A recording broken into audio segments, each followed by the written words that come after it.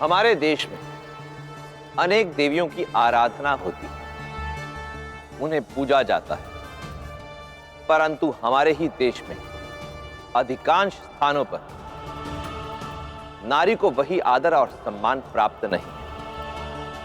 और ऐसा वर्षों से चली आ रही उस सोच के कारण है जो ये कहती है कि नारी दुर्बल है और पुरुष श्रेष्ठ।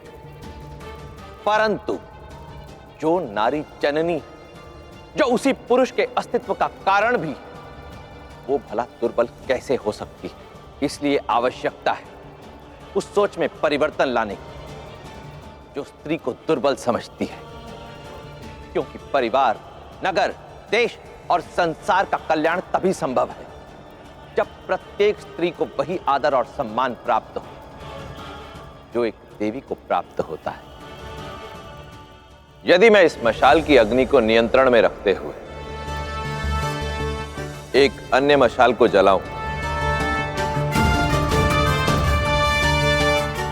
तो इस कक्ष के प्रकाश में वृद्धि होगी।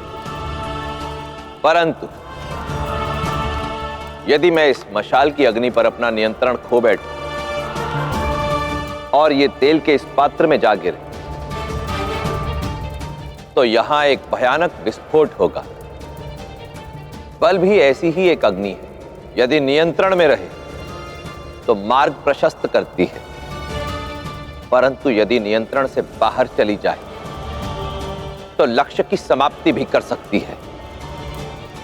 इसलिए स्मरण रहे, बल होना लाभदायक है, परंतु लक्ष्य प्राप्ति हेतु बल के साथ साथ धैर्य और नियंत्रण का मिश्रण भी आवश्यक है।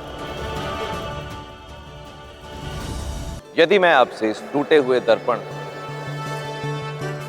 पुनः जोड़ने के लिए कहूं, तो आप चाहे कितने भी प्रयास क्यों ना करें, परंतु इस दर्पण को पुनः इसके वास्तविक स्वरूप में नहीं ला पाएंगे।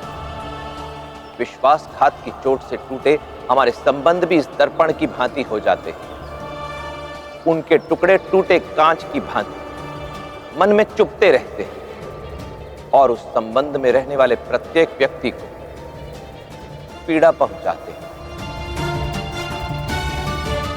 इसलिए जब भी कोई हम पर विश्वास करे तो इस बात का विशेष ध्यान रखें कि वो विश्वास कभी टूटे नहीं, क्योंकि टूटने के पश्चात कुछ भी पहले जैसा नहीं रह जाता, ना तो संबंध और ना ही विश्वास।